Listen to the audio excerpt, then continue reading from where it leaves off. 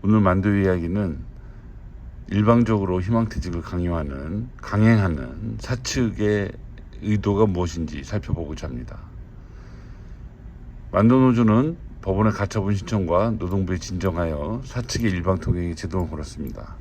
노동부와 법원도 노동조합의 손을 들어주었죠. 이런 뻔한 결과가 예상됨에도 불구하고 사측이 일방통행한 이유는 무엇일까요? 우리는 2022년 만두노조와 사측의 교섭을 바라보면서 사측의 교섭 전략을 한마디로 요약했습니다. 맞불놓기와 양자택일. 맞불놓기는 쟁점을 흘려서 교섭의 주된 의제가 노조 요구안인지 아니면 사측의 요구안인지가 헷갈리게 만드는 것이고요. 양자택일은 쟁점을 회피하고 쟁점을 최소화하는 겁니다.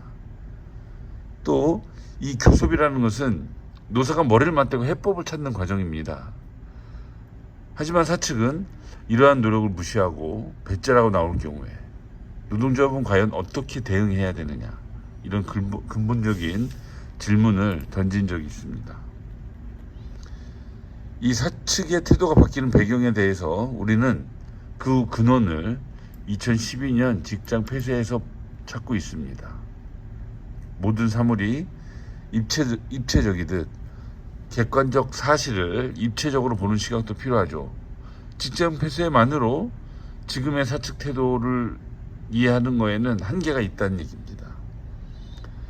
또 다른 변화를 살펴보면 20대 대통령 윤석열의 당선도 한몫했을 걸로 봅니다.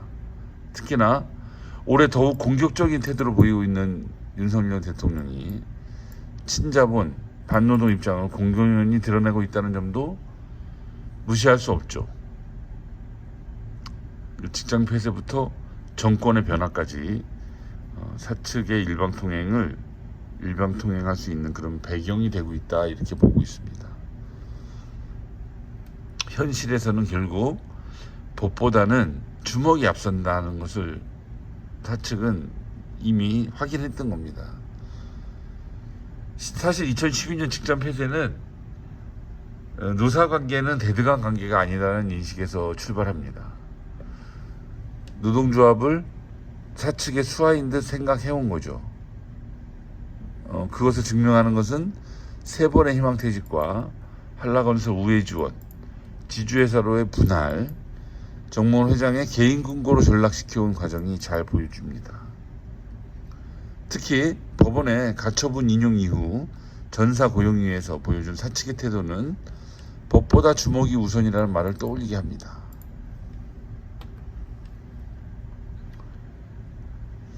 그러면 이 직장 폐쇄에 대한 새로운 이 정의를 내려볼까 합니다. 이 직장 폐쇄의 다른 이름은 직장 폭력이다, 이거죠.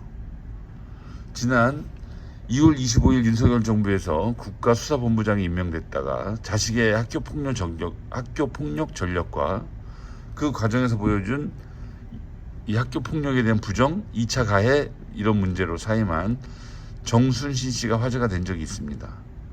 연달아서 넷플릭스에서 방영됐던 더 글로리 역시 학교폭력을 소재로 현실을 잘 드러냈죠.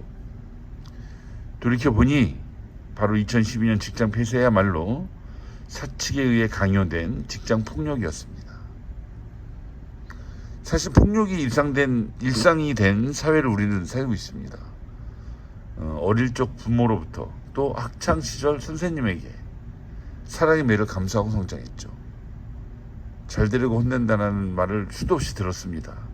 그렇게 어른이 돼서 자식에게 사랑의 매를 들 때 잘 성찰해보면 사랑이란 말이 사실 무색해지죠. 사측은 2012년 직장 폐쇄를 단행하면서 그동안의 노사관계를 좀 치욕적으로 바라본 것 같습니다. 이 노동조합의 당체 행동에 굴복해온 역사다, 이렇게 바라보는 걸로 보여집니다. 그래서 더 이상 노동조합에게 굴복하지 않겠다라는 그런 얘기를 한 적이 있죠.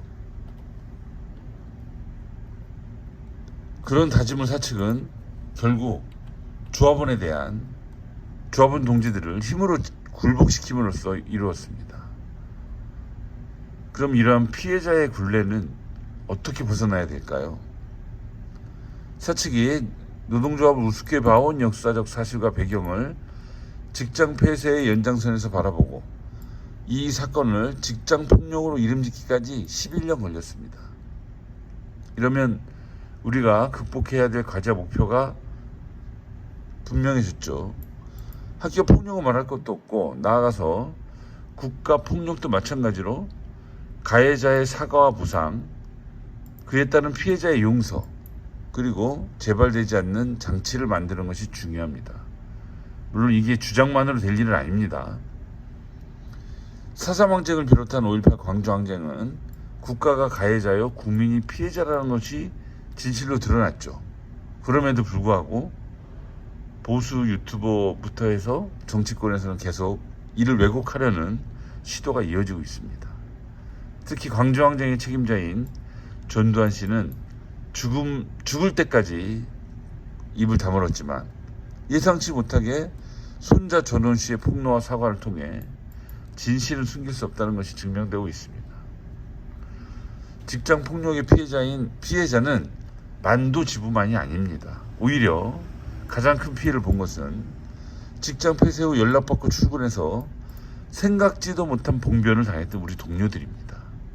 올해 교섭에서 만도노조와 함께 투쟁으로 쟁취해야 될 과제는 직장 폭력에 대한 사과와 보상, 재발 방지라고 생각합니다. 이상입니다.